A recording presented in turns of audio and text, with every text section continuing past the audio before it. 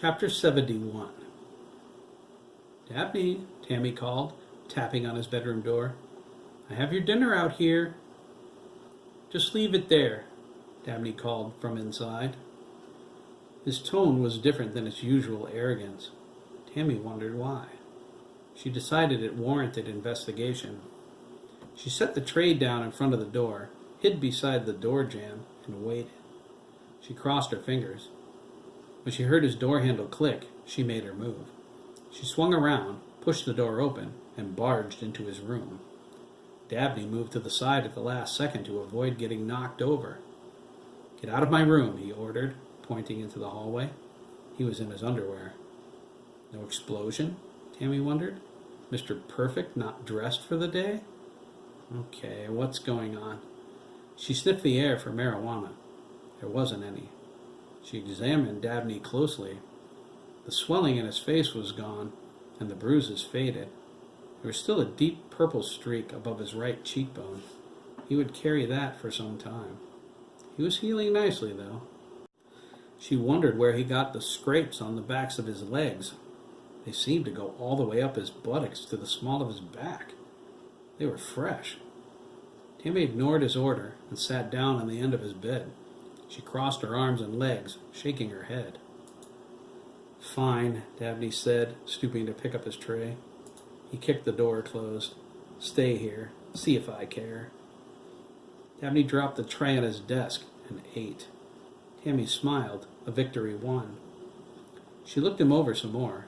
She saw by his hair and the dirt on his legs. Dirt? How did he get dirty in his room? That he hadn't showered in days. His underwear was the only clean thing on him. His room was a disaster area. It was very unlike him. He had clothes strewn everywhere, and his cologne bottles were knocked off the dresser. There were posters ripped down, and half of Dabney's video game discs lay on the floor near the door, their cases broken. At least she knew what he was smashing after his father stormed out. Tammy felt sorry for Dabney. Jerry was a little hard on him, more than usual. He was a lot hard on him, Tammy thought. I would comfort him, if he would let me. Tammy decided Dabney must be in pain after what happened. He needed to talk to someone. His 8th grade yearbook lay open on the bed. Tammy picked it up to see the picture next to the name Derek C. Mellon was neatly cut out of the 7th graders section. "What happened to this picture?" Tammy asked, holding it up. "Isn't it obvious?" Dabney snorted, his mouth full of food. "Idiot." "Hey, that wasn't called for, Dabney," Tammy exclaimed, acting hurt. "I was just trying to start a conversation." "For what?" Dabney asked. "You've never talked to me before." "Maybe I would if you were nice to me sometimes," Tammy replied. "Oh well," Dabney whispered, stuffing the last of his steak into his mouth. "Life sucks, doesn't it?" Tammy never understood how a boy with such a sweet face could be so sour. She had an idea after what Jerry said to him. She wondered why she never noticed that before. Probably because Dabney's so irritating, she thought. Tammy was about to leave. Her curiosity over Dabney's condition was satisfied. She would settle for that. He wasn't going to talk. "I cut it out," Dabney said.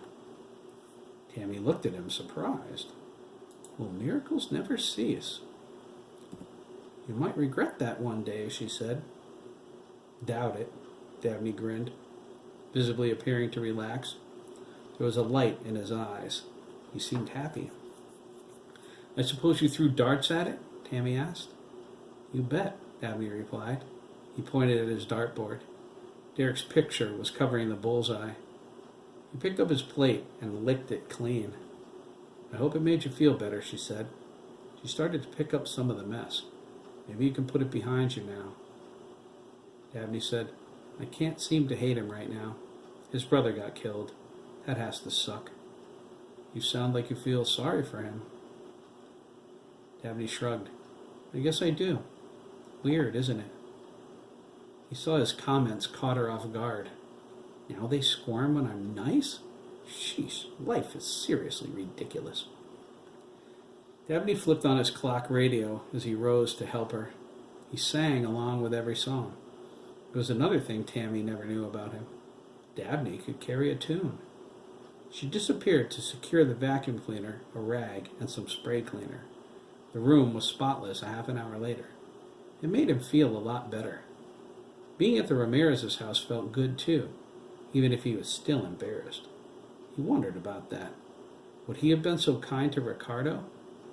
Dabney didn't think so, and that bothered him. It wouldn't have a week ago. That bothered him too. Something was different inside of him, and although he wasn't afraid, he was curious. Dabney thought, there might even be something good about Tammy too, but I'm not telling her that. Not yet. Tammy wondered why Dabney seemed so innocent all of a sudden. She didn't want to spoil the mood by asking him. She heard the rest of the family gathering for dinner. It was time to leave before Jerry came looking for her. Heaven forbid he had to prepare his own plate. I'd better go, Tammy said, ruffling his hair. Dabney didn't duck away. If you want to talk later, I'm here. You'd talk to me? Dabney asked. After all the things I've said to you over the years? She smiled before she kissed his soft cheek. I suppose you have to dump on somebody, Dabney. Everybody dumps on you. Dabney considered her words. Before she closed the door, he said, I might just do that. You know where to find me, she said. Dabney jumped when his iPhone rang. Dread enclosed his heart. Jesus, not Hiram, he thought. He prayed the farmer wasn't calling him to work. He wasn't due at the farm until Sunday. He didn't want to go there before then. The next time the farmer touched him, he was going to snap like a toothpick. He'd had enough. He waited for the caller ID to tell him who it was. He found the answer pleased him. He really called me, Dabney thought. Hello? Jeremy said, Hey, are you busy? Dabney snorted. Wait, let me check my calendar. He paused to see if Jeremy got the joke. Jeremy patiently waited for him to check. He sighed. No, I'm not busy. Do you want to go to the carnival at Johnson Memorial? Jeremy asked. He was glad Dabney's calendar was open. Dabney laid back on his bed. An invitation? I don't know. Who else is going? Jeremy paused. He appeared to be moving to another room. Well, me and Craig, he began. He took a deep breath and said, Max, Ricardo, Sandy, and Derek Mellon. Dabney sat up. Derek? His nose twinged a little. I knew you wouldn't be keen on that, Jeremy said. So that you know, I talked to him already. He doesn't want to fight with you anymore. Did you hear about Dan? Dabney nodded to the phone. I heard it. It's too bad about that. He added, I don't want to fight either. He meant it. Chris is working, huh? He is, yeah. But I know he wants to talk to you, Jeremy replied. He bit his tongue. He didn't want to let Chris's feelings for Dabney slip. I want to talk to him too, Dabney said. I was a total dick at the pond. I want to apologize to him personally. Seriously, Dabs? I'm serious. It was a dick move, and Chris didn't deserve it. You were right about what you said at the bus stop. It was common and low. Is that the only reason you want to apologize? Jeremy asked. Dabney was taken aback. No, actually, he replied. To be honest, it's bothering me that I might have hurt Chris. Jeremy's mouth dropped open. I want him to know that wasn't my intention. I was being an ass. It's not going to happen again. I'm sure Chris will forgive you, Jeremy said. He held his hand on his chest. Good God, am I hearing this right? I hope so, Dabney said. There's something sincere about Chris. I hope I didn't screw things up with him. Dude, that's not possible with my brother. Dabney asked, Where's the carnival again? It's at the hospital. We're going, and then everyone's crashing here. You can spend the night, too, if you want. Dabney thought about that. Spend the night at McKee's? I've never spent the night at anyone's house before except Hiram. Is that wise? What's going to happen? Sandy Sturgis doesn't like me. Still, I don't want them to think I'm afraid. Maybe Chris and I can talk? That would be cool. I guess, Dabney said. Where will I sleep? My room. Max Ricardo and Sandy can crash with Chris. He's working in the morning too, so he'll probably be asleep by the time we get back. Dabney frowned. No chance to talk tonight, then. So, it's me, you, Craig, and Derek? Yeah, if that's all right. Dabney looked around his room. It seemed empty suddenly. Am I ready for this, he wondered? He spent a long time treating people like trash. They seemed awful willing to open up to him without a whole lot of effort on his part. Did they notice something different about him? When Dabney opened the door and his father knocked him across the room, was it the final nail in the coffin of who he used to be? He thought maybe everything changed in that split second.